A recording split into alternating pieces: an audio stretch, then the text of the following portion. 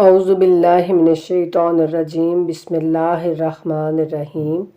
رب اشرح لی صدری ویسر لی امری واحلل عقدۃ من لسانی یفقہوا قولی واجعل لی وزیرا من اہلی اللہم صلی علی محمد وآل محمد وبارک وسلم تسلیما۔ الحمدللہ آج ہم نے اپنے 10ویں پارے کا آغاز کرنے جا رہے ہیں۔ اللہ کے فضل اور اس کے بابرکت نام سے شروع کرتے ہیں۔ اللہ رب العزت فرماتے ہیں، اور جان لو کہ جو غنیمت تم نے حاصل کی ہے اس کا 5واں حصہ اللہ اس کے رسول اور قریب ترین رشتہ داروں اور یتیموں اور مساکین اور مسافروں کے لیے ہے، اگر تم اللہ پر اور اس چیز پر ایمان لائے ہو جو ہم نے فیصلے کے روز جس دن دونوں لشکر آمنے سامنے ہو گئے تھے اپنے بندے پر نازل کی تھی، اور اللہ ہر شے پر قادر ہے۔ وہ وقت یاد کرو جب تم قریبی ناکے پر اور وہ دور کے ناکے پر تھے اور قافلہ تم سے نیچے کی جانب تھا اور تم باہمی مقابلے کا عہد کر چکے ہوتے، تب بھی مقررہ وقت میں تم ضرور اختلاف کرتے، لیکن جو کچھ ہوا وہ اس لیے تھا کہ اللہ اس امر کو پورا کرے جس کا فیصلہ کر چکا تھا، تاکہ ہلاک ہونے والا واضح دلیل کے ساتھ ہلاک ہو اور زندہ رہنے والا واضح دلیل کے ساتھ زندہ رہے، اور یقیناً اللہ خوب سننے والا اور جاننے والا ہے۔ اور وہ وقت یاد کرو جب اللہ نے آپ کے خواب میں ان کافروں کے لشکر کو تھوڑا دکھلایا، اور اگر آپ کو ان کی مقدار زیادہ دکھلاتا تو اے مسلمانوں تم ہمت ہار جاتے اور اس معاملے میں جھگڑا شروع کر دیتے، لیکن اللہ نے تمہیں بچا لیا، بے شک وہ دلوں کا حال خوب جانتا ہے۔ اور وہ وقت یاد کرو جب تم مقابلے پر آ گئے تھے تو اللہ نے کافروں کو تمہاری نظروں میں تھوڑا کر کے دکھایا اور تمہیں بھی کافروں کی نظروں میں تھوڑا کر کے دکھایا، تاکہ اللہ کو جو کام کرنا منظور تھا وہ کر ڈالے، اور تمام معاملہ کی بازگشت اللہ کی طرف ہے۔ اے ایمان والو، جب کسی جماعت سے تمہارا مقابلہ ہو جائے تو ثابت قدم رہو اور کثرت سے اللہ کو یاد کرو تاکہ تم فلاح پاؤ، اور اللہ اور اس کے رسول کی اطاعت کرو اور آپس میں نزاع نہ کرو، یعنی آپس میں لڑائی جھگڑا نہ کرو، تنازع جس کو کہتے ہیں تنازع کرنا، تو وہ لڑائی جھگڑا نہ کرو ورنہ ناکام رہو گے اور تمہاری ہوا اکھڑ جائے گی، یعنی تمہارے قدم اکھڑ جائیں گے، اور صبر سے کام لو، بے شک اللہ صبر کرنے والوں کے ساتھ ہے۔ یعنی مجاہدین سے اللہ تعالیٰ ارشاد فرما رہے ہیں کہ دیکھو میرے رسول کی بات کو مانو اور آپس میں لڑائیاں جھگڑے نہ کرو، اور اپنے قدموں کو مضبوطی کے ساتھ جنگ میں وہ جمائے رکھو اور صبر کرو، یعنی ڈٹے رہو کافروں کے مقابلے میں، اور ان لوگوں کی طرح نہ ہونا جو اپنے گھروں سے اتراتے ہوئے اور لوگوں کو دکھانے کے لیے نکلے ہیں اور اللہ کا راستہ روکتے ہیں، اور اللہ ان کے اعمال پر خوب احاطہ رکھتا ہے۔ یعنی جو کفار، جو مشرک لوگ ہیں، وہ بڑے دبدبے اور شان سے وہ نکلے کہ ہم بہت زیادہ ہیں تعداد میں، اور ہم مسلمانوں کا مقابلہ کرنے کے لیے جا رہے ہیں، اور غرور کے ساتھ نکلے جب وہ مکے سے، تو اللہ کہتے ہیں کہ اے مسلمانوں تم اس طرح سے نہ نکلنا۔ اور جب شیطان نے ان کے اعمال ان کے لیے آراستہ کیے اور کہا، یعنی شیطان انسان کے جو اعمال ہوتے ہیں ان کو ہی وہ خوب سجا کر ان کے سامنے پیش کرتا ہے، چاہے وہ برے سے برے اعمال ہی کیوں نہ ہوں۔ آراستہ کی اور کہا کہ آج لوگوں میں سے کوئی تم پر فتح حاصل کر ہی نہیں سکتا، اور میں تمہارے ساتھ ہوں۔ پھر جب دونوں گروہوں کا مقابلہ ہوا تو وہ الٹے پاؤں بھاگ گیا اور کہنے لگا، میں تم لوگوں سے بیزار ہوں، میں وہ کچھ دیکھ رہا ہوں جو تم نہیں دیکھ رہے، میں تو اللہ سے ڈرتا ہوں اور اللہ یقیناً سخت عذاب دینے والا ہے۔ یعنی پہلے تو انسان کو بہکاتا ہے، اور اس وقت بھی بہکایا کافروں کو، لیکن جب پھر دیکھتا ہے کہ اب اللہ کا عذاب آنے والا ہے تو وہ الٹے پاؤں بھاگ جاتا ہے۔ جب ادھر منافقین اور جن کے دلوں میں بیماری تھی کہہ رہے تھے انہیں تو ان کے دین نے دھوکہ دے رکھا ہے، جبکہ اگر کوئی اللہ پر بھروسہ رکھتا ہے تو اللہ یقیناً بڑا غالب آنے والا اور حکمت والا ہے۔ یعنی منافقین یہ کہہ رہے تھے کہ یہ تھوڑے سے مسلمان ہیں اور ادھر 5000 مسلمان ہیں اور یہ 600-700 مسلمان جو ہیں یہ ان کے مقابلے پہ جا رہے ہیں، تو یہ تو خودکشی ہے، تو یہ ان کا کیسا دین ہے جو ان کو کس طرح کے یعنی فیصلے کروا رہا ہے۔ اور کاش آپ اس صورتحال کو دیکھ لیتے جب فرشتے مقتول کافروں کی روحیں قبض کر رہے تھے، یعنی جو مشرکین جنگ میں مر رہے تھے، قتل ہو رہے تھے، تو اللہ کہتے ہیں کہ کاش تم اس وقت ان کو دیکھتے کہ کیسے روحیں ان کی قبض کر رہے تھے، ان کے چہروں اور پشتوں پر ضربیں لگا رہے تھے اور کہتے جا رہے تھے کہ اب جلنے کا عذاب چکھو۔ یہ عذاب تمہارے اپنے ہاتھوں آگے بھیجے ہوئے کا نتیجہ ہے، یعنی جو تم نے اپنے اعمال بھیجے آگے اللہ کے پاس، یہ اسی کا نتیجہ ہے، اور یہ کہ اللہ بندوں پر ظلم کرنے والا نہیں ہے۔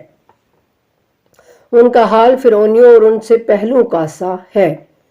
یعنی اللہ تعالیٰ ان کو ان کے ساتھ ملا رہا ہے جو پہلے مشرک تھے، جو نہیں مانتے تھے اللہ کو اور جنہوں نے آخر وقت تک ایمان قبول نہیں کیا، یہ ان لوگوں کے بارے میں اللہ کہتے ہیں کہ یہ بھی ان کے جیسے ہی ہیں۔ ان کا حال فرعونیوں اور ان سے پہلوں کا سا ہے۔ انہوں نے اللہ کی نشانیوں کا انکار کیا تو اللہ نے ان کے گناہوں کے باعث انہیں پکڑ لیا، اور بے شک اللہ قوت والا بھی ہے اور سخت عذاب دینے والا بھی۔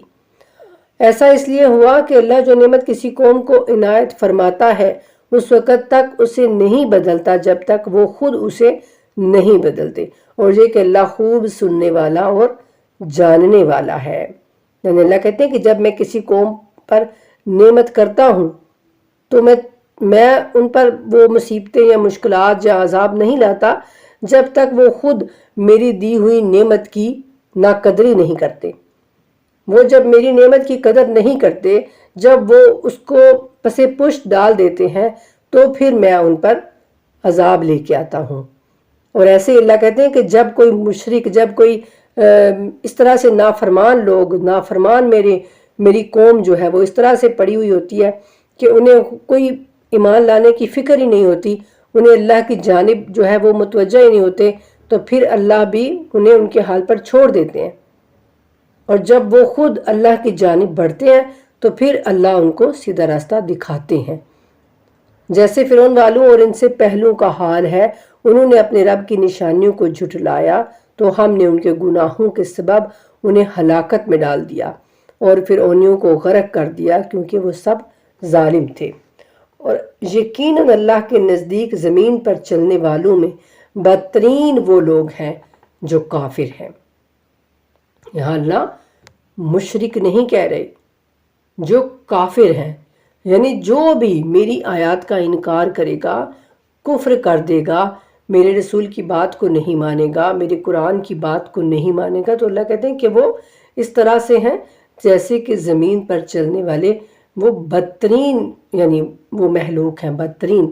جو کافر ہیں، جو کفر کرتے ہیں، بس وہ ایمان نہیں لائیں گے، چاہے اب ان میں منافق ہوں یا چاہے مشرک ہوں، جن سے آپ نے عہد لیا پھر وہ اپنے عہد کو ہر بار توڑ ڈالتے ہیں اور وہ ڈرتے نہیں ہیں۔ اگر آپ لڑائی میں ان پر غالب آ جائیں تو انہیں کڑی سزا دے کر ان کے ذریعے بعد میں آنے والوں کو بھگا دیں، اس طرح شاید یہ عبرت حاصل کریں۔ یہ جب جنگ میں وہ اس وقت قبائل جو ہیں ایک دوسرے سے معاہدہ کرتے تھے کہ ہم جو ہے وہ یعنی یہودی تھے اور ایک مسلمان تھے اور ایک جو ہے وہ مشرک تھے، تو یہودی جو ہے وہ رسول اللہ صلی اللہ علیہ وآلہ وسلم سے ان کا ایک معاہدہ تھا کہ ہم جو ہے جب بھی مدینے پر حملہ ہو تو ہم مشرکوں کا ساتھ نہیں دیں گے،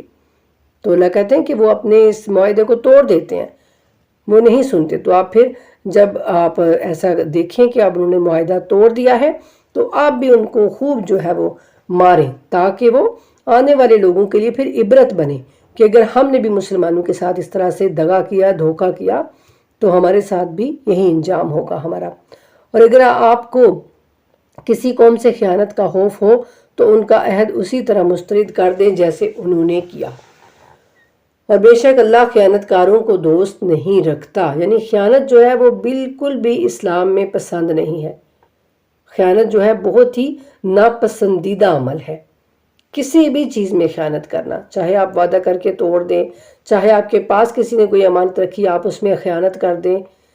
چاہے آپ اللہ کا دین سیکھ رہے ہوں اور آپ کو جو سمجھ آ رہا ہے وہ دوسروں کو بتانے میں آپ خیانت کر دیں.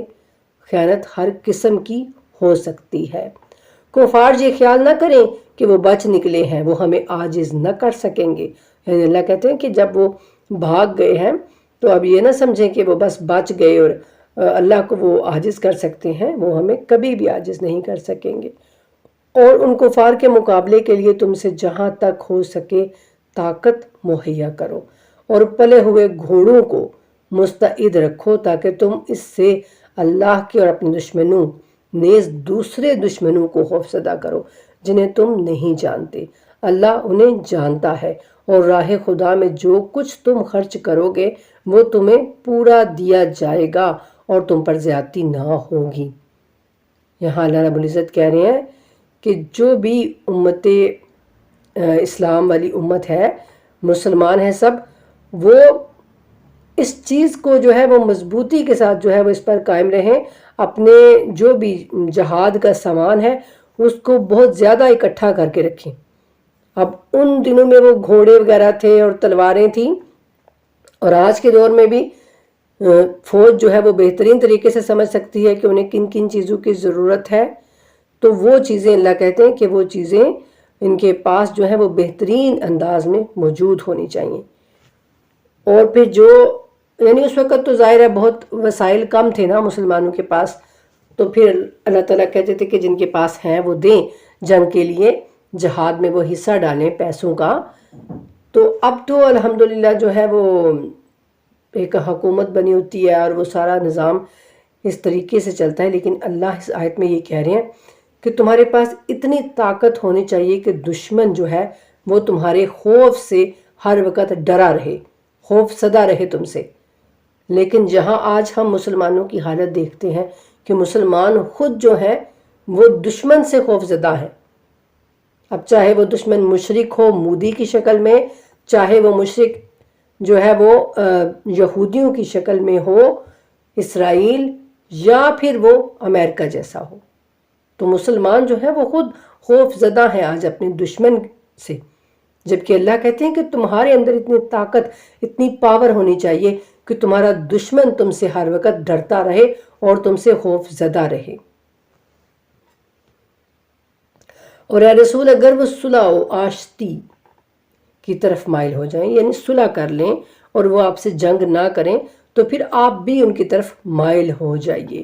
یعنی پھر مسلمانوں کو بھی کہا گیا کہ جب کافر جو ہے وہ نہ جنگ کریں نہ کچھ کریں تو پھر آپ بھی ان کو تنگ نہ کریں اور اللہ پر بھروسہ کیجئے، یقیناً وہ خوب سننے والا اور جاننے والا ہے. اور اگر وہ آپ کو دھوکہ دینا چاہیں تو آپ کے لیے یقیناً اللہ کافی ہے. وہی تو ہے جس نے اپنی نصرت اور مومنین کے ذریعے آپ کو قوت بخشی ہے.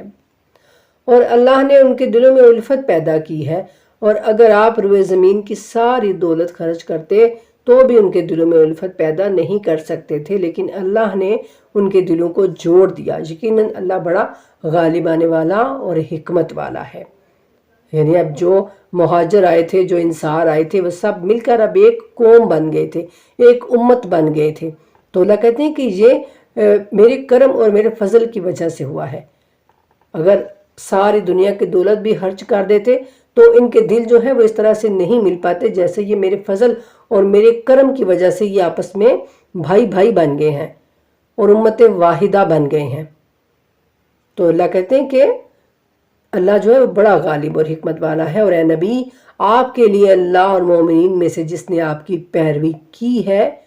کافی ہے. کون کون کافی ہیں؟ ایک اللہ کافی ہے اور دوسرے وہ مومنین جو رسول اللہ کی پیروی کریں گے. اللہ کہتے ہیں کہ وہ آپ کا ساتھ دینے کے لیے کافی ہیں. اے نبی، مومنوں کو جنگ کی ترغیب دیں. اگر تم میں سے 20 صابر جنگ جو ہوں تو وہ 200 کافروں پر غالب آ جائیں گے. یہ اللہ تعالیٰ مسلمانوں کو ڈھارس بنا رہے ہیں، ان کے دلوں کو بڑا کر رہے ہیں کہ دیکھو اگر تم 20 لوگ بھی ہوگے تو 200 کافر ہوں اگر تو تم پھر بھی ان پر غالب رہو گے. 20 کے یعنی 200 کے مقابلے میں 20 مسلمان غالب رہیں گے، اور اگر تم میں سے 100 افراد ہوں تو وہ 1000 کافروں پر غالب آ جائیں گے، کیونکہ وہ ایسے لوگ ہیں جو سمجھتے نہیں ہیں۔ اب اللہ نے تم لوگوں سے ہلکا کر دیا ہے، چونکہ اللہ کو علم ہوا ہے کہ اب تم میں کمزوری آ گئی ہے، لہٰذا اب اگر تم میں 100 صابر افراد ہوں تو وہ 200 پر غالب آئیں گے۔ یعنی جب مسلمان بزدلی دکھائیں گے، وہ بات تب کی ہے جب وہ اللہ کے راستے میں ڈٹ جائیں، اللہ کے راستے میں اپنی جانوں کی بھی پرواہ نہ کریں اور اللہ پر پورا توکل اور بھروسہ رکھیں، تو پھر اللہ کہتے ہیں کہ اس طرح سے ہوگا، یعنی 20 بھی ہوں گے تو وہ کتنے پر غالب آئیں گے؟ 200 پر، ٹھیک ہے۔ اور یہاں اب اللہ کہتے ہیں کہ پھر میں نے آپ کو دیکھا کہ تمہارے اندر اتنا حوصلہ، اتنا توکل، اتنا وہ نہیں ہے، یعنی میں نے تم کو اس چیز میں ہلکا پایا ہے، تو اب اگر تم میں 100 صابر افراد ہوں تو وہ بس 200 پر غالب آئیں گے، اور اگر تم میں سے 1000 ہوں تو 2000 پر باذن خدا غالب آئیں گے، اور اللہ صابروں کے ساتھ ہے۔ اور یہ کسی نبی کی شایان نہیں ہے کہ زمین میں دشمن کو کچل دینے سے پہلے اس کے پاس قیدی ہوں۔ تم لوگ دنیاوی مفاد چاہتے ہو جبکہ اللہ تمہارے لیے آخرت چاہتا ہے، یقیناً اللہ بڑا غالب آنے والا اور حکمت والا ہے۔ یہ بھی جنگ بدر کا واقعہ ہے کہ اللہ کہتے ہیں کہ جو بھی دشمن پاؤ ان کو ختم کر دو، اس سے پہلے کہ آپ قیدی بنا لو کہ پھر جو ہے وہ پیسہ لے کے تو ان کو چھوڑ دیں گے۔ تو دنیا میں یعنی دنیا کے پیچھے، پیسے کے پیچھے مت چلو۔ یہ خطاب جو ہے نبی پاک صلی اللہ علیہ وآلہ وسلم سے ہو رہا ہے، لیکن اصل میں ظاہر ہے یہ مسلمانوں نے کیا تھا، یہ لوگوں نے کیا تھا، لیکن چونکہ سربراہ جو ہے وہ رسول اللہ تھے تو اللہ تعالیٰ نے مخاطب بھی رسول اللہ کو کیا، لیکن حقیقت میں جو لوگ تھے وہ لوگوں کو قیدی کر رہے تھے اور ان کو پکڑ رہے تھے۔ اگر اللہ کی طرف سے ایک بات لکھی نہ جا چکی ہوتی تو جو کچھ تم نے لیا ہے اس کی تمہیں بڑی سزا ہو جاتی۔ بہرحال اب تم نے جو مال حاصل کیا ہے اسے حلال اور پاکیزہ طور پر کھاؤ، اللہ سے ڈرتے رہو، یقیناً اللہ بڑا بخشنے والا اور رحم کرنے والا ہے۔ اے نبی، جو قیدی تمہارے قبضے میں ہے ان سے کہہ دے کہ اگر اللہ کو علم ہوا کہ تمہارے دلوں میں کوئی اچھائی ہے تو جو تم سے فدیہ میں لیا گیا ہے وہ تمہیں اس سے بہتر عطا کرے گا اور تمہیں معاف کرے گا، اور اللہ بڑا بخشنے والا اور رحم کرنے والا ہے۔ یہ تمام جو قیدی تھے اس وقت ہو کے آئے، ان میں جناب رسول خدا صلی اللہ علیہ وآلہ وسلم کے چچا جناب عباس بھی تھے، اس وقت وہ بھی مسلمان نہیں ہوئے تھے، اور وہ پھر جب جنگ میں قیدی بن کے تو رسول اللہ کے پاس آئے تو پھر رسول اللہ نے کہا کہ چچا اب آپ کو جو ہے وہ فدیہ دینا ہوگا، اور فدیہ دے کے تو آپ اپنی جان بچا سکتے ہیں۔ تو وہ مال دینا ان کو جو ہے وہ بڑا جو ہے وہ یعنی ہوا اس وقت کہ میں اتنا مال اب دوں، تو وہ بھی ایک لمبی تفصیل ہے، لیکن اسی کے بعد پھر انہوں نے اسلام بھی قبول کیا، اور اللہ کہتے ہیں کہ آپ ان کو بتائیں کہ یہ جو دے رہے ہیں نا تو اس سے بہتر اللہ ان کو دے گا اگر یہ اپنے دلوں میں اللہ کے لیے ایمان پیدا کریں گے تو، اور اللہ معاف بھی کر دے گا۔ اور اگر یہ لوگ آپ سے خیانت کرنا چاہیں تو اس سے پہلے وہ اللہ کے ساتھ خیانت کر چکے ہیں، بس اس نے انہیں آپ کے قابو میں کر دیا، اور اللہ خوب جاننے والا اور حکمت والا ہے۔ بے شک جو لوگ ایمان لائے اور وطن سے ہجرت کر گئے اور انہوں نے اپنے اموال سے اور اپنی جانوں سے راہ خدا میں جہاد کیا، اور جن لوگوں نے پناہ دی اور مدد کی وہ آپس میں ایک دوسرے کے ولی ہیں، یعنی مہاجر اور جو انصار ہیں، اللہ کہتے ہیں کہ وہ آپس میں دوست ہیں، ولی ہیں۔ اور جو لوگ ایمان تو لائے مگر انہوں نے ہجرت نہیں کی تو ان کی ولایت سے تمہارا کوئی تعلق نہیں ہے جب تک وہ ہجرت نہ کریں، البتہ اگر انہوں نے دینی معاملے میں تم لوگوں سے مدد مانگی تو ان کی مدد کرنا تم پر اس وقت فرض ہے جب یہ مدد کسی ایسی قوم کے خلاف نہ ہو جن کے اور تمہارے درمیان معاہدہ ہے، اور اللہ تمہارے اعمال پر خوب نظر رکھتا ہے، اور جنہوں نے کفر کیا ہے وہ ایک دوسرے کے مددگار ہیں۔ اگر تم لوگ اس دستور پر عمل نہ کرو گے تو زمین میں فتنہ اور بڑا فساد برپا ہوگا۔ اور جو لوگ ایمان لائے اور ہجرت کی یعنی اور راہ خدا میں جہاد کیا، تو جنہوں نے ہجرت کرنے والوں کو پناہ دی اور مدد کی، وہی سچے مومن ہیں۔ ان کے لیے مغفرت بھی ہے اور باعزت رزق بھی، یعنی جو انصار تھے۔ تو اسی لیے رسول اللہ صلی اللہ علیہ وآلہ وسلم نے انصاروں کے لیے بہت تاکید کی تھی کہ ان کے جو ہے وہ یعنی ان سے محبت کرنا اور ان کو یعنی تنگ نہ کرنا، یا اس طرح سے بہت ساری نبی پاک کی اس طرح کی جو ہے حدیث ہمیں ملتی ہیں انصار کے بارے میں، انصار سے محبت کے بارے میں۔ تو اللہ بھی وہی کہہ رہے ہیں۔ اور جو لوگ بعد میں ایمان لائے اور ہجرت کی اور تمہارے ہمراہ جہاد کیا، وہ بھی تم میں شامل ہیں، اور اللہ کی کتاب میں خونی رشتہ دار ایک دوسرے کے زیادہ حقدار ہے، بے شک اللہ ہر چیز کا خوب علم رکھتا ہے۔ اب جو پہلے جب ہجرت کر کے لوگ آئے تھے مکے سے مدینے، تو رسول اللہ صلی اللہ علیہ وآلہ وسلم نے سب کو باہم ایک دوسرے کا بھائی بنا دیا تھا، تاکہ جو کچھ کسی کے پاس ہے وہ دونوں مل کے تو اس میں کام کریں، تجارت کریں، یا پھر جو بھی کوئی غلہ اگاتا ہے یا جو کرتا ہے تو وہ سب آپس میں ایک دوسرے کے ساتھ کام کریں اور مل جل کے کھائیں۔ تو وہاں سے جب رسول اللہ کی اتنی تاکید پائی تو صحابہ کرام کہتے ہیں کہ ہم یہ سمجھے کہ اب شاید جو ہے ہمارے اندر وہ ایک دوسرے کا وہ وراثت بھی ہوگی، کہ ہم وراثت میں بھی ایک دوسرے کے یعنی حقدار ہوں گے۔ تو اللہ رب العزت نے کہا کہ نہیں، اب یہاں پر یعنی سب لوگ اب جو ہے وہ تھوڑا سا بہتر ہو گئے، اپنے اپنے پاؤں پہ کھڑے ہو گئے ہیں،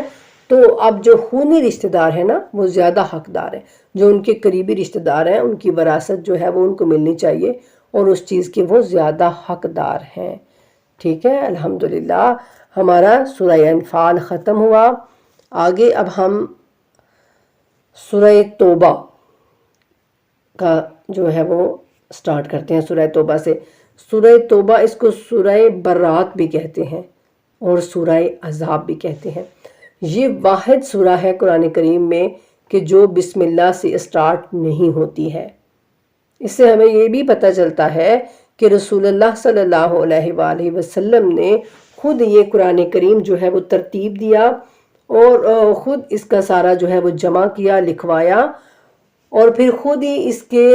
سٹارٹ میں آپ نے بسم اللہ بھی نہیں لکھوائی۔ اس سے یہ بھی پتہ چلتا ہے کہ بسم اللہ جو ہے وہ ہر سورہ کا جز ہے، کیونکہ اگر وہ سورہ کا جز نہ ہوتی تو پھر یہاں پر اللہ رب العزت نے اگر کہا کہ یہاں پر نہیں بسم اللہ ہوگی، تو اس کا مطلب یہی کہ وہاں پر وہ پھر آیت ہے، وہ سورہ کا جز ہے، لیکن اس کے سٹارٹ میں بسم اللہ نہیں ہے، کیونکہ یہ ایک برات کی کافروں پر جو ہے ایک سختی والی سورہ نازل ہوئی تھی،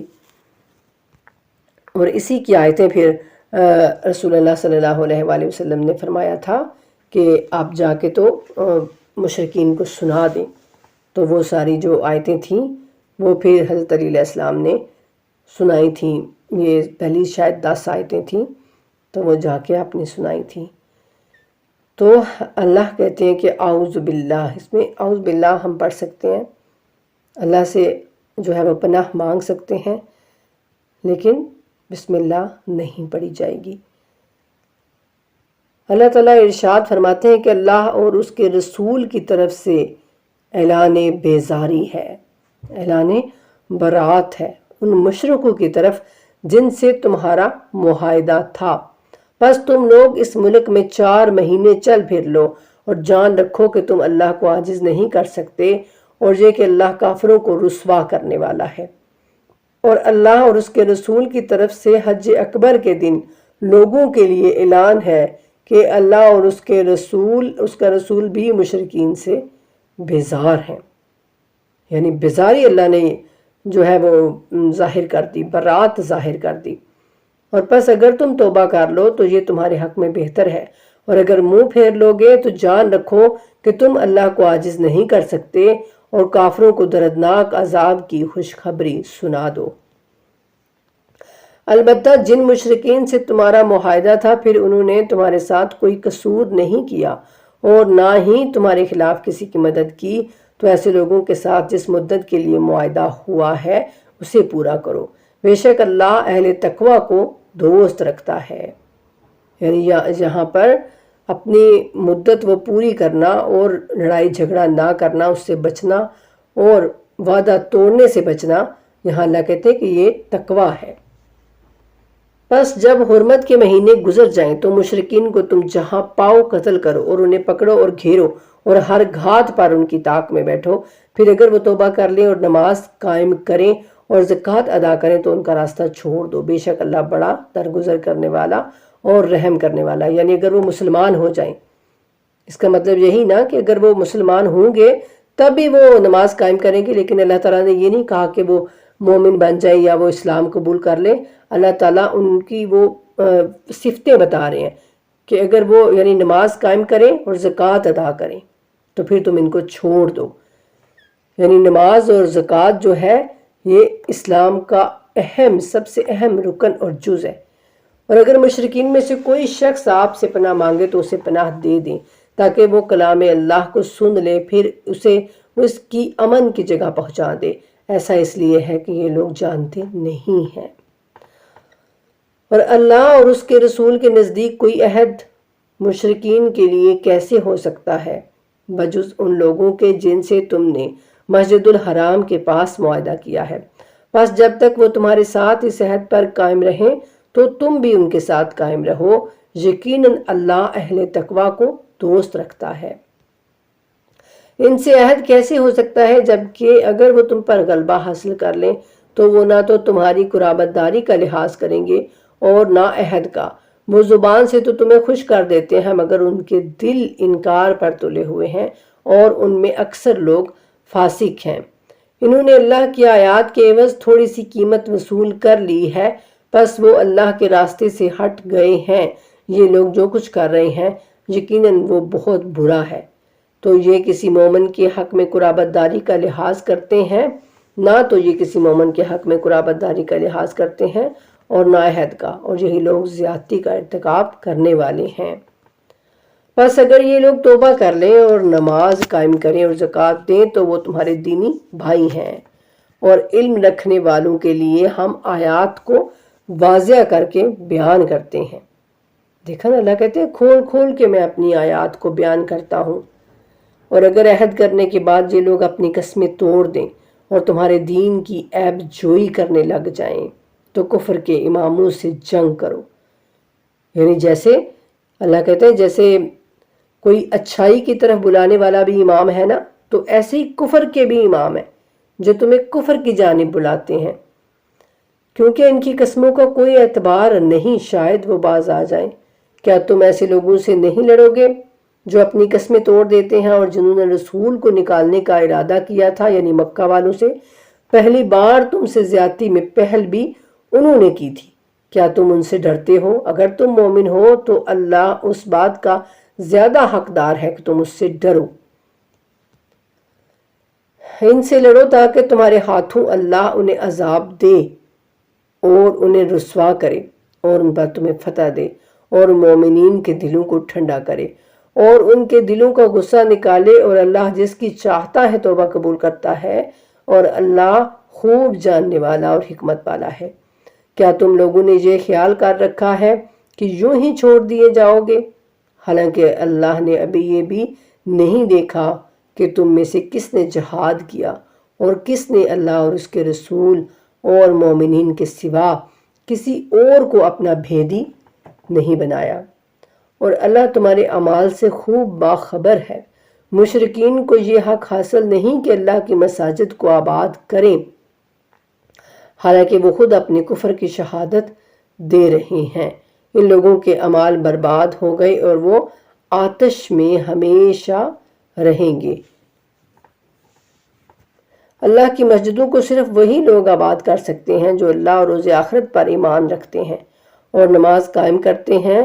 نیز زکوٰۃ ادا کرتے ہوں اور اللہ کے سوا کسی سے خوف نہ کھاتے ہوں۔ بس امید ہے کہ یہ لوگ ہدایت پانے والوں میں سے ہو جائیں گے۔ کیا تم نے حاجیوں کو پانی پلانے اور مسجد الحرام کی آباد کاری کو اس شخص کے برابر قرار دیا ہے جس نے اللہ اور روز آخرت پر ایمان لایا اور راہ خدا میں جہاد کیا ہو؟ اللہ کے نزدیک یہ دونوں برابر نہیں ہو سکتے، اور اللہ ظالم قوم کی ہدایت نہیں کرتا۔ اور جو لوگ ایمان لائے اور ہجرت کی اور اپنے اموال سے اور اپنی جانوں سے راہ خدا میں جہاد کیا، وہ اللہ کے نزدیک نہایت عظیم درجہ رکھتے ہیں اور وہی لوگ کامیاب ہیں۔ ان کا رب انہیں اپنی رحمت اور خوشنودی کی اور ان جنتوں کی خوشخبری دیتا ہے جن میں ان کے لیے دائمی نعمتیں ہیں، ہمیشہ رہنے والی یعنی نعمتیں ہیں، ان میں وہ ابد تک رہیں گے، بے شک اللہ کے پاس عظیم ثواب ہے۔ اے ایمان والو، تمہارے آبا اور تمہارے بھائی اگر ایمان کے مقابلے میں کفر کو پسند کریں تو انہیں اپنا ولی نہ بناؤ، اور یاد رکھو کہ تم میں سے جو لوگ انہیں ولی بنائیں گے پس ایسے ہی لوگ تو ظالم ہیں۔ اور کہہ دیجئے کہ تمہارے آبا اور تمہارے بیٹی اور تمہارے بھائی اور تمہاری بیویاں اور تمہاری برادری اور تمہارے وہ اموال جو تم کماتے ہو اور تمہاری وہ تجارت جس کے بند ہونے کا تمہیں خوف ہے اور تمہاری پسند کے مکانات، اگر تمہیں اللہ اور اس کے رسول اور راہ خدا میں جہاد سے زیادہ عزیز ہے تو ٹھہرو یہاں تک کہ اللہ اپنا حکم لے آئے، اور اللہ فاسقوں کی رہنمائی نہیں کیا کرتا۔ یعنی یہاں پر جو لوگ بہانے بنا رہے تھے کہ جنگ میں نہیں جانا ہم نہیں جا سکتے، یہ کوئی مشکل ہے، یہ مصیبت ہے، تو اللہ تعالیٰ ان سب کو یہاں پر جو ہے وہ ایک سخت قسم کا پیغام بھیج رہے ہیں کہ اگر تمہیں یہ سب کچھ زیادہ عزیز ہے تو پھر ٹھہرو ذرا، اللہ اپنا کوئی پیغام لے آئے۔ اور بے شک بہت سے مقامات پر اللہ تمہاری مدد کر چکا ہے، اور حنین کے دن بھی جب تمہاری کثرت نے تمہیں غرور میں مبتلا کر دیا تھا مگر وہ تمہارے کچھ بھی کام نہ آئی، اور زمین اپنی وسعتوں کے باوجود تم پر تنگ ہو گئی، پھر تم پیٹھ پھیر کر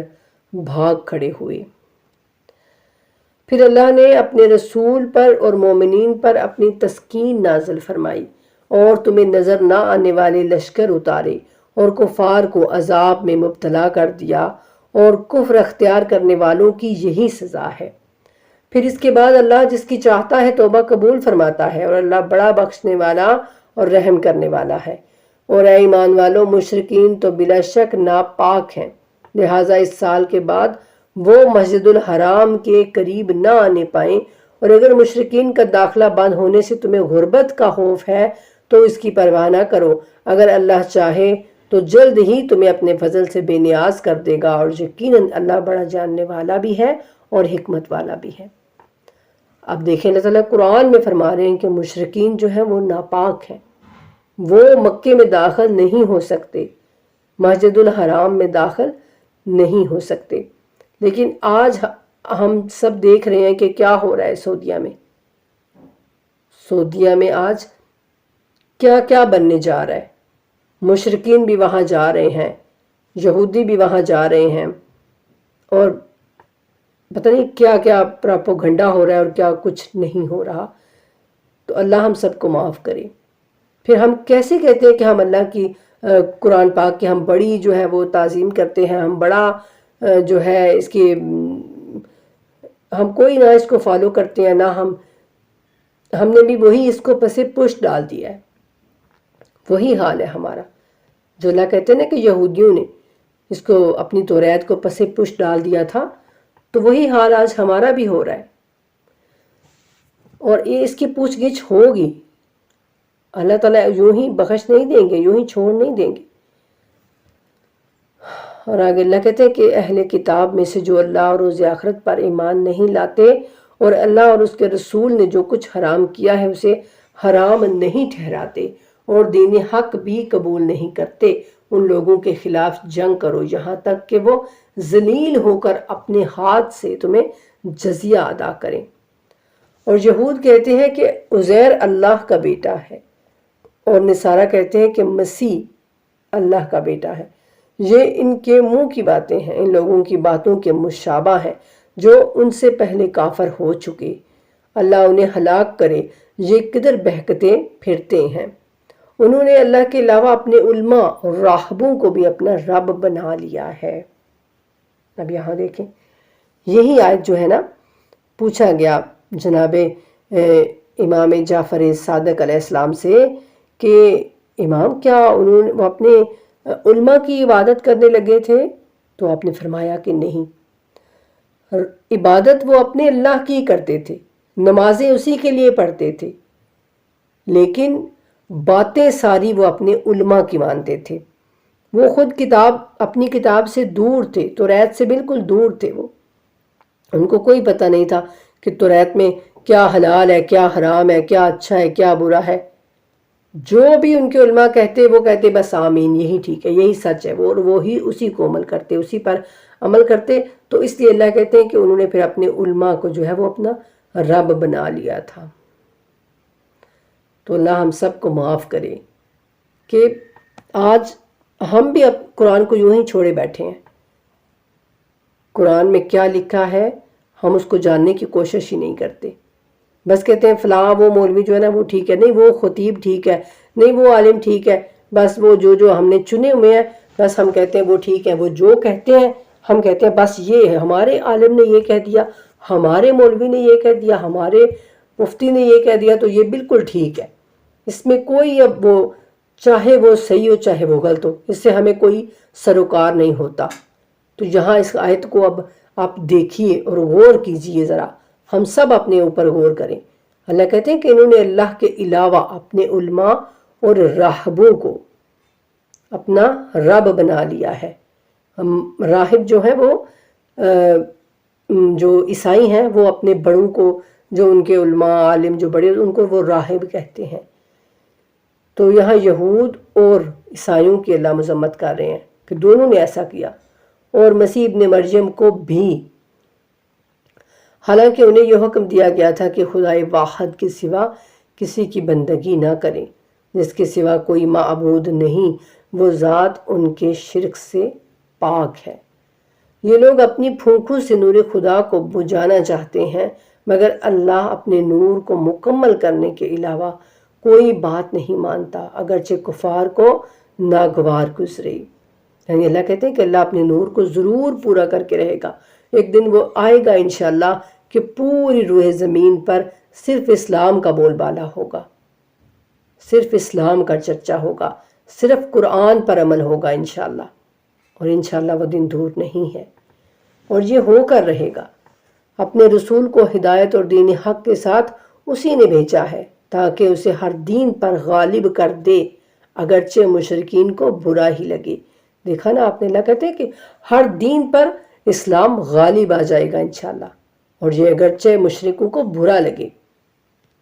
اے ایمان والو، اہل کتاب کے بہت سے علماء اور راہب ناحق لوگوں کا مال کھاتے ہیں اور انہیں راہ خدا سے روکتے ہیں، اور جو لوگ سونا اور چاندی ذخیرہ کرتے ہیں اور اسے راہ خدا میں خرچ نہیں کرتے، انہیں دردناک عذاب کی خوشخبری سنا دیجیے۔ اب یہاں پر آپ غور کیجئے، سونا اور چاندی جو ہے وہ ایک اچھی چیز ہے، لیکن اب اتنا بھی اس سے محبت، اتنا بھی پیار نہ ہو جائے کہ ہم جو ہے وہ یہ کہیں کہ ہم تو زکوٰۃ بھی نہیں دیں گے، اور بس ہم سونا جمع کر کے، چاندی جمع کر کے ہم اپنے گھروں میں رکھیں گے اور ہم پہنیں گے اور سارا کچھ کہیں گے، اور اللہ کی راہ میں ہم بالکل بھی خرچ نہیں کریں گے اور اپنے اوپر ہی ہم خرچ کرتے جائیں گے۔ تو وہ پھر اللہ کہتے ہیں کہ جو جمع کر کے رکھتا ہے اور اس کو راہ خدا میں خرچ نہیں کرتا، تو انہیں دردناک عذاب کی خوشخبری سنا دیجئے۔ خوشخبری دردناک عذاب کی، کتنی بڑی دھمکی ہے نا اللہ کی جانب سے، کہ عذاب جو ہے وہ ایک بری چیز ہے، لیکن اللہ کہتے ہیں کہ جو ایسا کرتا ہے پھر اس کو آپ یہ خوشخبری سمجھ کے سنائیں کہ تمہارے لیے یہ خوشخبری ہے، تم جو اللہ کی نافرمانیاں کر رہے ہو، اور جس روز وہ مال آتش جہنم میں تپایا جائے گا۔ یعنی وہ مال جو ہم جمع کر کے رکھتے ہیں اور اللہ کی بارگاہ میں خرچ نہیں کرتے، ہم کہتے ہیں ہمارے پاس تو کچھ ہے ہی نہیں، چاہے ہمارے پاس اندر سونا پڑا ہوا ہو، زیور پڑا ہوا ہو، لیکن ہم کہتے ہیں ہمارے پاس تو کچھ بھی نہیں ہے، ہم کیا خرچ کریں اللہ کی راہ میں؟ تو اللہ کہتے ہیں کہ وہی مال پھر جہنم میں تپایا جائے گا، اور اسی سے ان کی پیشانیاں اور پہلو اور پشتیں داغی جائیں گی۔ یعنی وہ تپا تپا کے تو ان کی پیشانیوں پر بھی لگے گا، ان کی پہلوں پر بھی، ان کی پشتوں پر بھی وہ گرم کر کر کے وہی مال ان کو لگایا جائے گا، اور ان سے کہا جائے گا کہ یہ ہے وہ مال جو تم نے اپنے لیے ذخیرہ کر رکھا تھا، لہٰذا اب اسے چکھو جسے تم جمع کیا کرتے تھے۔ کتاب خدا میں مہینوں کی تعداد اللہ کے نزدیک یقیناً 12 مہینے ہے۔ جب سے اللہ نے آسمانوں اور زمین کو پیدا کیا ہے، ان میں سے 4 مہینے حرمت کے ہیں اور یہی مستحکم دین ہے، لہٰذا ان 4 مہینوں میں تم اپنے آپ پر ظلم نہ کرو اور تم سب مشرکین سے لڑو جیسا کہ وہ تم سب سے لڑتے ہیں، اور جان لو کہ اللہ تقوی والوں کے ساتھ ہے۔ اور حرمت کے مہینوں میں تقدیم و تاخیر بے شک کفر میں اضافہ کرتا ہے، جس سے کافروں کو گمراہ کیا جاتا ہے۔ وہ کسی سال ایک مہینے کو حلال اور کسی سال اسے حرام قرار دیتے ہیں تاکہ وہ مقدار بھی پوری کر لیں جسے اللہ نے حرام کیا ہے، اور ساتھ ہی خدا کے حرام کو حلال بھی کر لیں۔ ان کے برے اعمال انہیں بھلے کر کے دکھائے جاتے ہیں، اور اللہ کو کافر قوم کو ہدایت نہیں کرتا۔ اور اے ایمان والو، تمہیں کیا ہوا ہے کہ جب تم سے کہا جاتا ہے کہ اللہ کی راہ میں نکلو تو تم زمین سے چمٹ جاتے ہو؟ کیا تم آخرت کی جگہ دنیاوی زندگی کو زیادہ پسند کرتے ہو؟ دنیاوی زندگی کی متاع تو آخرت کے مقابلے میں بہت کم ہے۔ اب اس آیت پر بھی غور کریں اور دیکھیں کہ اللہ کی راہ میں نکلنا فلسطین میں، کشمیر میں، اور جہاں جہاں بھی مسلمان جو ہیں وہ کافروں کے مقابلے پر ہیں اور کافر ان پر ظلم کر رہے ہیں، تو کیا مسلمانوں کا جو اپنے ملک میں اچھے خاصے ہیں، کیا ان کا حق نہیں ہے کہ وہ نکلیں اور جا کے ان کی مدد کریں اپنے مسلمان بھائیوں کی؟ لیکن ایسا کوئی سوچتا ہی نہیں ہے، ایسا کوئی کرتا ہی نہیں ہے۔ اب تو ایسا ہے کہ کوئی بات تک نہیں ان کے خلاف، اب ان کے بارے میں کوئی بات تک نہیں کرنا چاہتا، ایسا حال ہو گیا ہمارا۔ اور اللہ کہتے ہیں کہ کیا تم آخرت کی جگہ دنیاوی زندگی کو زیادہ پسند کرتے ہو؟ اور اگر تم نہ نکلو گے تو اللہ تمہیں دردناک عذاب دے گا اور تمہاری جگہ دوسری قوم پیدا کرے گا، اور تم اللہ کو کچھ بھی نقصان نہیں پہنچا سکو گے، اور اللہ ہر چیز پر خوب قدرت رکھتا ہے۔ اور اگر تم رسول کی مدد نہ کرو گے تو جان لو کہ اللہ نے اس وقت ان کی مدد کی جب کفار نے انہیں نکالا تھا مکے سے، جب کافروں نے رسول اللہ کو نکالا تھا وہاں سے، یعنی خود اللہ نے کہا تھا کہ ہجرت کریں، لیکن وہ ان کے جان کے دشمن بن گئے تھے۔ تو اللہ کہتے ہیں اس وقت بھی میں نے اپنے رسول کی مدد کی تھی جب وہ تنہا تھا۔ تو جب وہ دونوں غار میں تھے، 2 دوست یعنی رسول اللہ صلی اللہ علیہ وآلہ وسلم اور جناب ابو بکر صدیق رضی اللہ تعالیٰ عنہ، جب وہ دونوں غار میں تھے تو وہ 2 میں کا دوسرا تھا، جب وہ اپنے ساتھی سے کہہ رہا تھا کہ رنج نہ کر، یعنی یہاں اللہ رب العزت بتا رہے ہیں کہ جب تھوڑا پریشان ہو گئے جناب ابو بکر صدیق رضی اللہ تعالیٰ عنہ، تو پھر اللہ رب العزت رسول اللہ صلی اللہ علیہ وآلہ وسلم نے ان کو ڈھارس دی کہ دیکھیں پریشان مت ہوں، اللہ ہمارے ساتھ ہے، اور یقیناً اللہ ہمارے ساتھ ہے۔ پھر اللہ نے ان پر اپنا سکون نازل فرمایا اور ایسے لشکروں سے ان کی مدد کی جو تمہیں نظر نہ آتے تھے، اور یوں اس نے کافروں کا کلمہ نیچا کر دیا، اور اللہ کا کلمہ تو سب سے بالا تر ہے اور اللہ بڑا غالب آنے والا ہے۔ تو اب آیت جو قرآن میں ہے اس کو اسی طریقے سے پڑھا کریں اور اسی طریقے سے اس کو سمجھنے کی کوشش کیا کریں، ٹھیک ہے؟ اللہ کہتے ہیں کہ جب وہ دونوں غار میں تھے تو وہ 2 میں کا دوسرا تھا، جب وہ اپنے ساتھی سے کہہ رہا تھا کہ رنج نہ کر، یقیناً اللہ ہمارے ساتھ ہے۔ تو اب جو ہے وہ تھوڑا سا ہوا نا، تو پھر اللہ نے ان پر سکون نازل فرمایا اور ایسے لشکروں سے ان کی مدد کی جو تمہیں نظر نہ آتے تھے۔ بے شک اللہ ہر طرح سے ان کی مدد کر سکتا ہے، اور وہاں پر اللہ نے وہ جو مدد کی تھی، وہ کہتے ہیں کہ وہ پھر ایک وہ بنا کے جو کیا کہتے ہیں اس کو، گھر بناتی ہے ایک چیز، اور اس میں وہ انڈا دے دیا چڑیا نے، تو وہ سمجھے کہ یار جو بہت ہی پرانا کوئی ہے تو غار ہے، تو اس میں جانا جو ہے وہ مناسب نہیں ہے، اس میں نہیں ہوں گے۔ تو اس طرح سے اللہ جس طرح سے بھی چاہیں وہ مدد کر سکتے ہیں، کیونکہ وہی تو ہے صرف جو ہر چیز پہ قادر ہے۔ ٹھیک ہے، تو مسلمانوں تم ہلکے ہو یا بھوجل ہر حالت میں نکل پڑو، یعنی اللہ کہتے ہیں کہ تمہارا دل کرے یا نہ کرے لیکن تم نکلو اور اپنے اموال اور اپنی جانوں کے ساتھ راہ خدا میں جہاد کرو، اگر تم سمجھو تو یہی تمہارے حق میں بہتر ہے۔ اگر آسانی سے حاصل ہونے والا کوئی فائدہ ہوتا اور سفر ہلکا ہوتا تو وہ ضرور آپ کے پیچھے چل پڑتے، لیکن یہ مسافت انہیں دور نظر آ رہی ہے۔ اور اب وہ اللہ کی قسم کھا کر کہیں گے کہ اگر ہمارے لیے ممکن ہوتا تو یقیناً ہم آپ کے ساتھ چل دیتے۔ ایسے بہانوں سے وہ اپنے آپ کو ہلاکت میں ڈال رہے ہیں، اور اللہ کو علم ہے کہ یہ لوگ یقیناً جھوٹ بول رہے ہیں۔ منافقین اور اے رسول، اللہ آپ کو معاف کرے، آپ نے انہیں کیوں اجازت دے دی قبل اس کے کہ آپ پر واضح ہو جاتا کہ سچے کون ہے اور آپ جھوٹوں کو جان لیتے۔ یعنی اللہ کہتے ہیں کہ آپ نے ان کو پیچھے رہنے کی اجازت دے دی، تو آپ اگر وہ ان کو ساتھ لے کے آتے تو آپ کو پتہ چل جاتا کہ وہ جو ہے وہ کتنے سچے ہیں، کتنے وہ آپ کے ساتھ ہیں۔ اور جو لوگ اللہ اور روز آخرت پر ایمان رکھتے ہیں وہ اپنے اموال اور اپنی جانوں کے ساتھ جہاد کرنے کے لیے ہرگز آپ سے اجازت نہیں مانگیں گے، اور اللہ تقوی اختیار کرنے والوں کو خوب جانتا ہے۔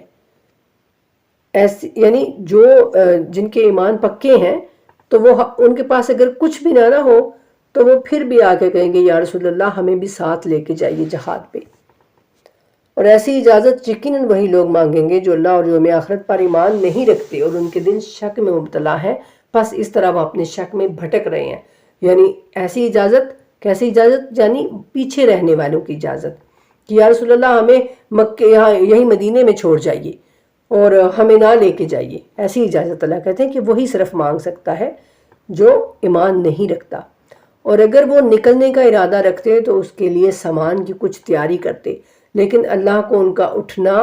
ناپسند تھا، اس لیے اس نے ان سے توفیق سلب کر کے انہیں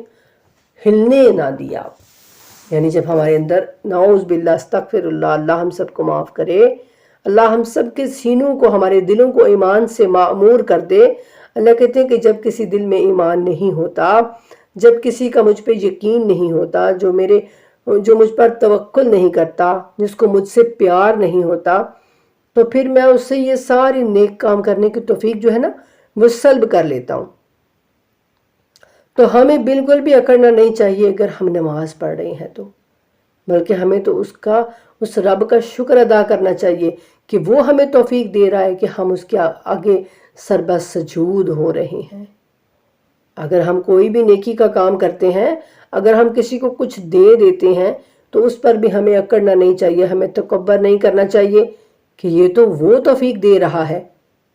جس نے ہمیں سب کچھ دیا ہوا ہے۔ اگر وہ ہمیں توفیق نہ دے نیک کام کرنے کی، نیک عمل کرنے کی، تو ہم کیسے کر سکتے ہیں؟ تو یہ کہتے ہیں اللہ کہ پھر اللہ ان سے توفیق سلب کر لیتا ہے اور انہیں ہلنے بھی نہیں دیتا، اور کہہ دیا گیا کہ تم بیٹھنے والوں کے ساتھ بیٹھے رہو۔ اگر وہ تمہارے ساتھ نکلتے بھی تو تمہارے لیے صرف خرابی میں اضافہ کرتے اور تمہارے درمیان فتنہ کھڑا کرنے کے لیے دھوڑ دھوپ کرتے، اور تمہارے درمیان ان کے جاسوس اب بھی موجود ہیں، اور اللہ ظالموں کا حال خوب جانتا ہے۔ اور یہ لوگ پہلے بھی فتنہ انگیزی کی کوشش کرتے رہے ہیں اور آپ کے لیے بہت سی باتوں میں الٹ پھیر بھی کرتے رہے ہیں، یہاں تک کہ حق آ پہنچا اور اللہ کا فیصلہ غالب ہوا اور وہ برا مانتے رہ گئے۔ ان میں کوئی ایسا بھی ہے جو کہتا ہے مجھے اجازت دیجیے اور مجھے فتنے میں نہ ڈالیے، دیکھو یہ فتنے میں پڑ چکے ہیں اور جہنم نے ان کافروں کو یقیناً گھیر رکھا ہے۔ استغفر اللہ۔ اور اگر آپ کا بھلا ہوتا ہے تو انہیں دکھ ہوتا ہے، یعنی اگر مسلمانوں پر کوئی خوشی کی خبر آتی ہے، وہ جنگ میں جیت جاتے ہیں، ان پر کوئی اچھی آتی ہے چیز، تو منافقین جو ہے ان کو برا لگتا ہے، اور اگر آپ پر کوئی مصیبت آئی تو کہتے ہیں ہم نے پہلے ہی اپنا معاملہ درست کر رکھا ہے، اور خوشیاں مناتے ہوئے لوٹ جاتے ہیں۔ کہہ دیجئے اللہ نے جو ہمارے لیے مقدر فرمایا ہے، یعنی جو ہمارے لیے لکھ دیا ہے، اس کے سوا ہمیں کوئی حادثہ ہرگز پیش نہیں آتا۔ وہی ہمارا کارساز ہے اور وہی مومنین کو چاہیے، وہی ہمارا کارساز ہے اور مومنین کو چاہیے کہ اللہ پر بھروسہ کریں۔ کہہ دیجئے کیا تم ہمارے بارے میں 2 بھلائیاں، فتح یا شہادت میں سے ایک ہی کے منتظر ہو، اور ہم تمہارے بارے میں اس بات کے منتظر ہیں کہ اللہ خود اپنے پاس سے تمہیں عذاب دے یا ہمارے ہاتھوں عذاب دلوائے، پس اب تم بھی انتظار کرو، ہم بھی تمہارے ساتھ انتظار کرتے ہیں۔ اور کہہ دیجئے تم اپنا مال بخوشی خرچ کرو یا بادل ناخواستہ، خوشی سے خرچ کرو یا پھر غم سے، تم سے ہرگز قبول نہیں کیا جائے گا، کیونکہ تم فاسق قوم ہو۔ منافقین سے اللہ کہتے ہیں کہ تم چاہے دکھاوے کے لیے مال خرچ کرو یا اپنی خوشی سے خرچ کرو، جس طرح بھی کرو، میں تمہارا مال قبول نہیں کروں گا۔ یعنی جو ایمان والا ہوتا ہے مال بھی اسی کا قبول کیا جاتا ہے اور اعمال بھی اسی کے قبول کیے جاتے ہیں، اور ان کے خرچ کیے ہوئے مال کی قبولیت کی راہ میں بس یہی رکاوٹ ہے کہ انہوں نے اللہ اور اس کے رسول کا انکار کیا۔ دیکھا نا آپ نے، یعنی اللہ کی بارگاہ میں ان کا مال جو ہے وہ قبول ہو جاتا، لیکن جب وہ اللہ اور اس کے رسول پر صحیح سے ایمان ہی نہیں لائے تو پھر اللہ کہتے ہیں کہ مجھے بھی ان کے مال کی کوئی ضرورت نہیں ہے۔ اور نماز کے لیے وہ آتے ہیں تو کاہلی کے ساتھ، سستی کے ساتھ، اور راہ خدا میں تو ان کا نکلنے کو یعنی دل ہی نہیں کرتا، اور نہ ہی ان کا خرچ کرنے کو دل کرتا ہے اللہ کی راہ میں۔ استغفر اللہ۔ ایسے لوگ، اللہ کہتے ہیں جو ایسے لوگ ہیں نا، تو میں ان کا کوئی جو مال ہے، کوئی ان کے اعمال میں کچھ بھی قبول نہیں کرتا، کیونکہ اگر وہ نماز کے لیے بھی آتے ہیں تو سستی کے ساتھ، ان کا دل ہی نہیں کرتا نماز کی طرف آنے کو۔ تو اس لیے نماز پڑھا کیجئے، 5 وقت کی نماز ہم پہ فرض ہے، بالکل بھی اس میں چھوٹ نہیں ہے، بالکل بھی چھوٹ نہیں ہے، اپنے ضرور ادا کرنی ہے۔ سب سے پہلا سوال جو ہوگا وہ نماز کے بارے میں ہوگا۔ تو اللہ کہتے ہیں کہ جو منافق ہوتا ہے نا، وہ نماز میں سستی کرتا ہے اور اس کا دل نہیں کرتا اللہ کے راستے میں خرچ کرنے کا، لہٰذا ان کے اموال اور اولاد کہیں آپ کو فریفتہ نہ کر دیں۔ یعنی منافقین کے پاس اگر اولاد زیادہ ہے ان کی، یا مال بہت زیادہ ہے، تو اے مسلمانوں تم یعنی اپنا دل نہ چھوٹا کر دینا کہ شاید اللہ ان پر بہت راضی ہے تو اللہ ان کو عطا کر رہا ہے۔ اللہ تو بس یہ چاہتا ہے کہ ان چیزوں سے انہیں دنیاوی زندگی میں بھی عذاب دے اور کفر کی حالت میں ہی ان کی جان کنی ہو، یعنی یہ انہی چیزوں میں لگے رہیں دنیا میں، ان کو اللہ کی عبادت کا، اللہ کی طرف آنے کا ان کو موقع ہی نہ ملے، اور اسی کفر کی حالت میں پھر ان کو اللہ موت دے دے۔ استغفر اللہ۔ اور وہ اللہ کی قسم کھا کر کہتے ہیں کہ وہ تمہاری جماعت میں شامل ہے، حالانکہ وہ تمہاری جماعت میں شامل نہیں ہے، دراصل وہ بزدل لوگ ہیں۔ اور اگر انہیں کوئی پناہ گاہ یا غار یا سر چھپانے کی جگہ میسر آ جائے تو وہ اس کی طرف لپکتے ہوئے جائیں گے۔ اور ان میں سے کچھ ایسے بھی ہیں لوگ جو صدقات کی تقسیم میں آپ کو طعنہ دیتے ہیں، پھر اگر اس میں سے انہیں کچھ دے دیا جائے تو خوش ہو جاتے ہیں، اور اگر اس میں سے کچھ نہ دیا جائے تو بگڑ جاتے ہیں۔ اور کیا ہی اچھا ہوتا کہ اللہ اور اس کے رسول نے جو کچھ انہیں دیا ہے وہ اس پر راضی ہو جاتے اور کہتے کہ ہمارے لیے اللہ کافی ہے۔ ان قریب اللہ اپنے فضل سے ہمیں بہت کچھ دے گا، اور اس کا رسول بھی۔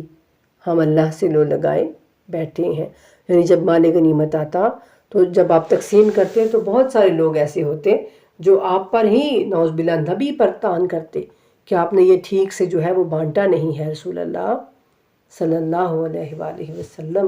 تو اللہ کہتے ہیں کہ یہ بہت ہی بری بات ہے۔ ان کو تو چاہیے تھا کہ جو کچھ بھی اللہ اور اس کے رسول نے جو کچھ بھی ان کو دیا تھا وہ اس پر راضی ہو جاتے، یعنی یہ اللہ کی جانب سے ہی ان کو مال غنیمت ملی تھی نا، اور رسول اللہ اب اپنے ہاتھ سے ان کو دے رہے تھے مال، تو وہ بات کرتے ہیں اللہ۔ اور اللہ کہتے ہیں کہ یہ صدقات تو صرف فقیروں، مساکین اور صدقات کے کام کرنے والوں کے لیے ہیں، اور ان کے لیے جن کی تالیف کل مقصود ہو، اور غلاموں کی آزادی، اور قرض داروں اور اللہ کی راہ میں اور مسافروں کے لیے ہیں۔ یہ اللہ کی طرف سے ایک مقرر حکم ہے، اور اللہ خوب جاننے والا ہے اور حکمت والا ہے۔ اور ان میں سے کچھ ایسے لوگ بھی ہیں جو نبی کو اذیت دیتے ہیں اور کہتے ہیں کہ یہ کانوں کے کچے ہیں، استغفر اللہ، اور کہہ دیجئے وہ تمہاری بہتری کے لیے کان دے کر سنتا ہے، اللہ پر ایمان رکھتا ہے اور مومنوں کے لیے تصدیق کرتا ہے، اور تم میں سے جو ایمان لائے ہیں ان کے لیے وہ رحمت ہیں، سبحان اللہ۔ اور جو لوگ اللہ کے رسول کو اذیت دیتے ہیں ان کے لیے دردناک عذاب ہے۔ دیکھا آپ نے، جو رسول کو اذیت دے گا اس کے لیے دردناک عذاب ہے۔ وہ اذیت اب چاہے کسی بھی قسم کی ہو، کسی بھی طرح سے ہو، اور انشاءاللہ جب بعد میں ہم ان کی تفصیلات پڑھیں گے تو مزید اس کے بارے میں ہم جاننے کی کوشش کریں گے۔ یہ لوگ تمہیں راضی کرنے کے لیے اللہ کی قسمیں کھاتے ہیں، حالانکہ اللہ اور اس کا رسول زیادہ حقدار ہے کہ انہیں راضی کیا جائے اگر یہ مومن ہے۔ کیا انہیں معلوم نہیں کہ جو کوئی اللہ اور اس کے رسول کا مقابلہ کرتا ہے اس کے لیے جہنم کی آگ ہے جس میں وہ ہمیشہ رہے گا، اور یہ بہت بڑی رسوائی ہے۔ منافقوں کو یہ خوف لاحق رہتا ہے کہ کہیں ان کے خلاف مسلمانوں پر کوئی ایسی صورت نازل نہ ہو جائے جو ان کے دلوں کے راز کو فاش کر دے۔ ان سے کہہ دیجئے تم استہزاء کیے جاؤ، اللہ یقیناً وہ راز فاش کرنے والا ہے جس کا تمہیں ڈر ہے۔ اور اگر آپ ان سے دریافت کریں تو وہ ضرور کہیں گے ہم تو صرف مشغلہ اور دل لگی کر رہے ہیں۔ کہہ دیجئے کیا تم اللہ اور اس کی آیات اور اس کے رسول کا مذاق اڑاتے ہو؟ یعنی وہ مذاق اڑاتے ہیں، تو کیا تم اللہ اور اس کے رسول اور اس کی آیات کا مذاق اڑا رہے ہو؟ اور عذر تراشی مت کرو، تم ایمان لانے کے بعد کافر ہو چکے ہو۔ اگر ہم نے تم میں سے ایک جماعت کو معاف کر بھی دیا تو دوسری جماعت کو ضرور عذاب دیں گے کیونکہ وہ مجرم ہے۔ منافق مرد اور عورتیں آپس میں ایک ہی ہیں، وہ برے کاموں کی ترغیب دیتے ہیں اور نیکی سے منع کرتے ہیں اور اپنے ہاتھ روکے رکھتے ہیں۔ انہوں نے اللہ کو بھلا دیا تو اللہ نے بھی ان کو بھلا دیا۔ بے شک منافقین ہی فاسق ہیں، اور اللہ نے منافقین مردوں اور عورتوں اور کافروں سے آتش جہنم کا وعدہ کر رکھا ہے جس میں وہ ہمیشہ رہیں گے، یہی ان کے لیے کافی ہے، اور اللہ نے ان پر لعنت کر دی ہے اور ان کے لیے قائم رہنے والا عذاب ہے۔ استغفر اللہ۔ تم منافقین بھی ان لوگوں کی طرح ہو جو تم سے پہلے تھے، وہ تم سے زیادہ طاقتور اور اموال اور اولاد میں تم سے بڑھ کر تھے، انہوں نے اپنے حصے کے خوب مزے لوٹے، بس تم بھی اپنے حصے کے مزے اسی طرح لوٹ رہے ہو جس طرح تم سے پہلوں نے اپنے حصے کے خوب مزے لوٹے، اور جس طرح وہ باطل بحثیں کرتے تھے، یعنی وہ عجیب و غریب بحثیں کرتے تھے اپنے نبی سے، تو تم بھی کرتے ہو۔ یہ وہ لوگ ہیں جن کے اعمال دنیا و آخرت میں برباد ہو گئے اور یہی نقصان اٹھانے والے ہیں۔ کیا ان کے پاس ان سے پہلے لوگ مثلاً قوم نوح اور قوم عاد اور سمود اور قوم ابراہیم اور اہل مدین اور الٹی ہوئی بستیوں والوں کی خبر نہیں پہنچی جن کے پاس ان کے رسول نشانیاں لے کر آئے؟ پھر اللہ تو ایسا نہ تھا کہ ان پر ظلم کرتا، بلکہ یہ خود اپنے آپ پر ظلم کرتے رہے۔ اور مومن مرد اور مومنہ عورتیں ایک دوسرے کے بہی خواہ ہیں، یعنی ایک دوسرے کے لیے نیک خواہ ہیں، وہ نیک کاموں کی ترغیب دیتے ہیں اور برائی سے روکتے ہیں اور نماز قائم کرتے ہیں اور زکوٰۃ ادا کرتے ہیں اور اللہ اور اس کے رسول کی اطاعت کرتے ہیں، یہی وہ لوگ ہیں جن پر اللہ رحم فرمائے گا۔ بے شک اللہ بڑا غالب آنے والا اور حکمت والا ہے۔ اللہ نے ان مومن مردوں اور مومنہ عورتوں سے ایسی بہشتوں کا وعدہ کر رکھا ہے جن کے نیچے نہریں بہتی ہوں گی، سبحان اللہ، ان میں وہ ہمیشہ رہیں گے، اور ان دائمی جنتوں میں پاکیزہ قیام گاہیں ہیں، اور اللہ کی طرف سے خوشنودی تو ان سب سے بڑھ کر، یعنی اللہ کی طرف سے جو خوشنودی ہے ان کے لیے وہ ان سب سے بڑھ کر ہے، ان سب چیزوں سے بڑھ کر یہ ہے کہ اللہ ان سے خوش ہے، اور یہی تو بڑی کامیابی ہے۔ اے نبی، کفار اور منافقین سے لڑو، ان پر سختی کرو اور ان کا ٹھکانہ جہنم ہے جو بہت برا ٹھکانہ ہے۔ یہ لوگ اللہ کی قسم کھا کر کہتے ہیں کہ انہوں نے کچھ نہیں کہا، حالانکہ انہوں نے کفر کی بات کہہ دی ہے اور وہ اسلام لانے کے بعد کافر ہو گئے ہیں، اور انہوں نے وہ کچھ کرنے کی ٹھان لی تھی جو وہ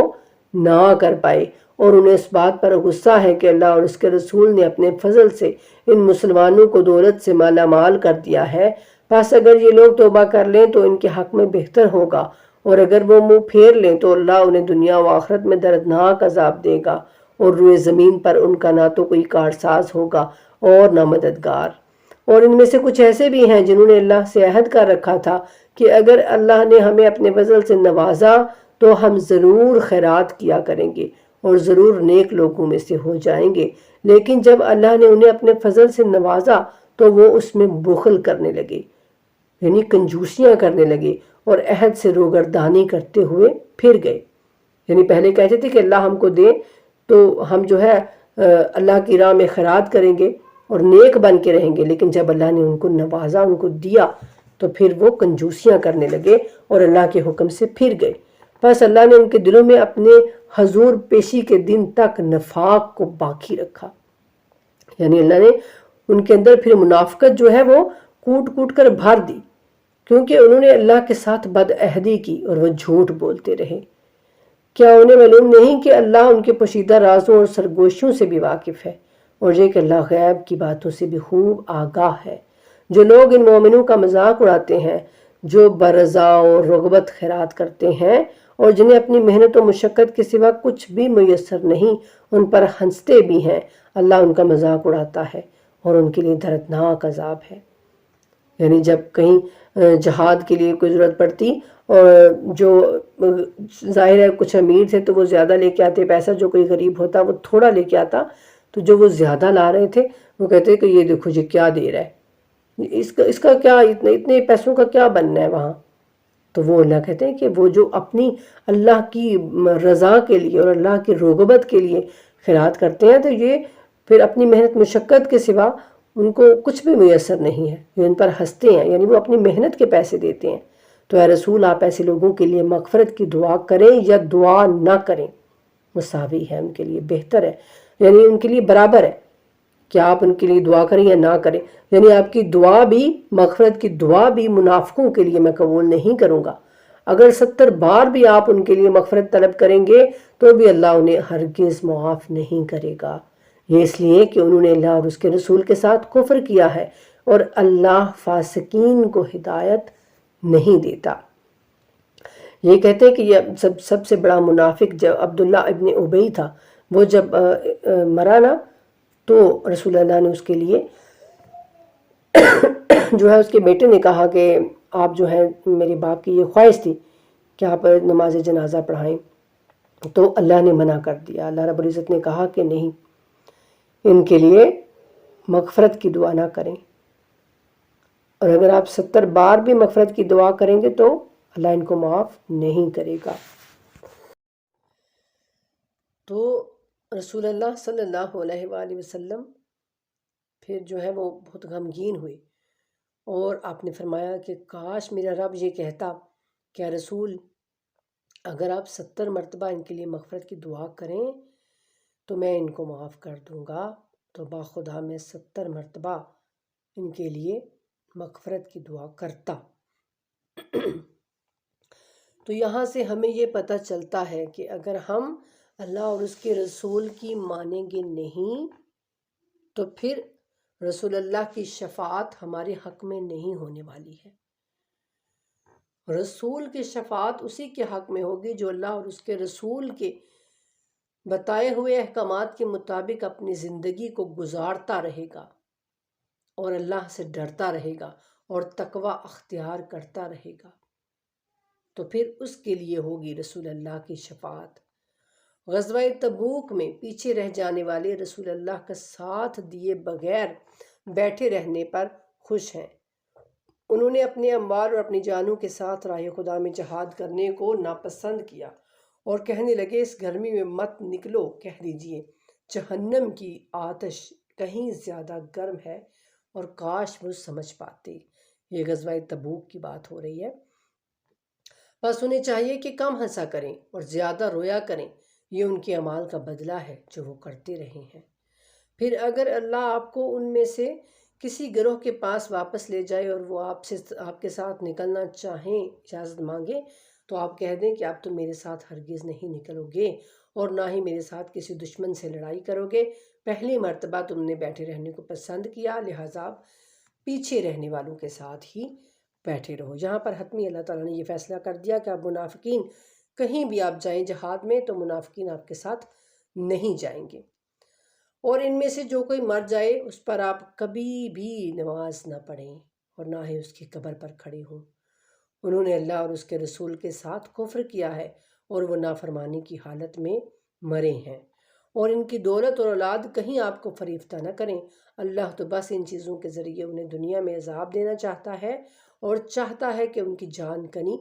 کفر کی حالت میں ہو۔ یہ ہم نے پیچھے بھی یہی آیت پڑھی نا۔ تو اللہ مسلمانوں کو کہتا ہے کہ آپ یہ مت سوچیں کہ ان کے پاس بہت پیسہ ہے، ان کی اولاد بہت ہے، ان کے بیٹے بڑے ہیں ان کے پاس،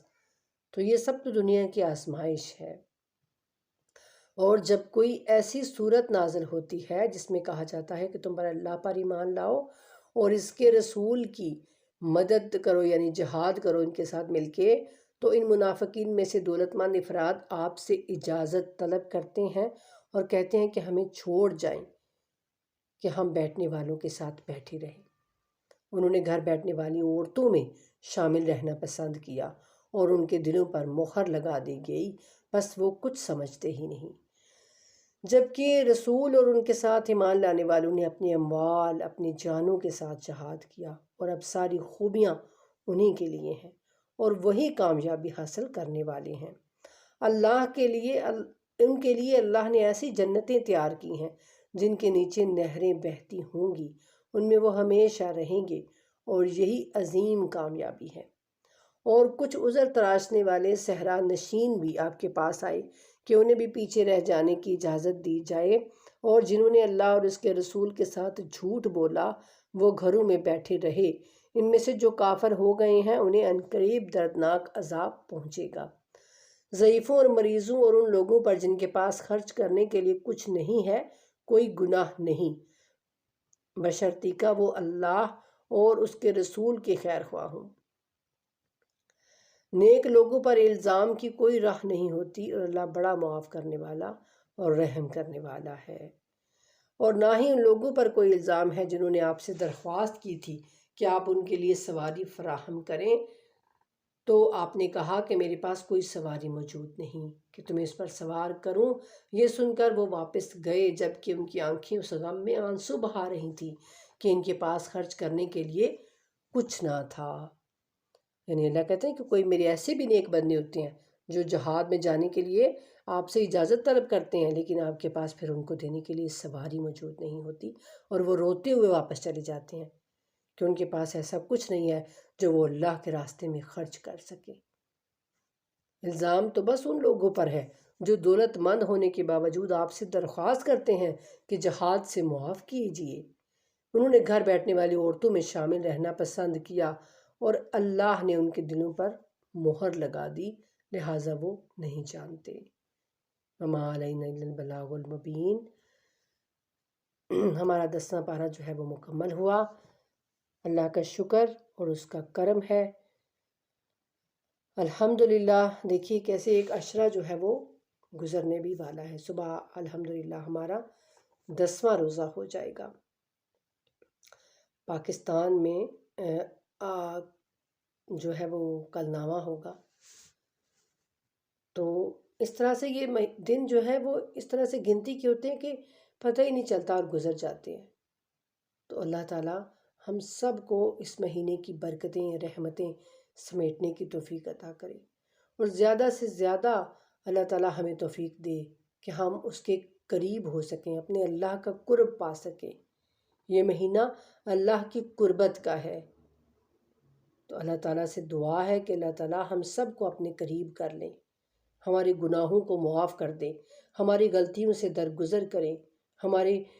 تمام تر کبیرہ و صغیرہ گناہوں کو بخش دیں۔ آمین یا رب العالمین۔ بحق محمد و آل محمد، یا اللہ تمام امت محمدیہ پہ اپنا کرم اور فضل فرما دیجئے۔ اللہم صلی علی محمد و آل محمد وعجل فرجہم وفرجنا بہم برحمتک یا ارحم الراحمین، آمین یا رب العالمین۔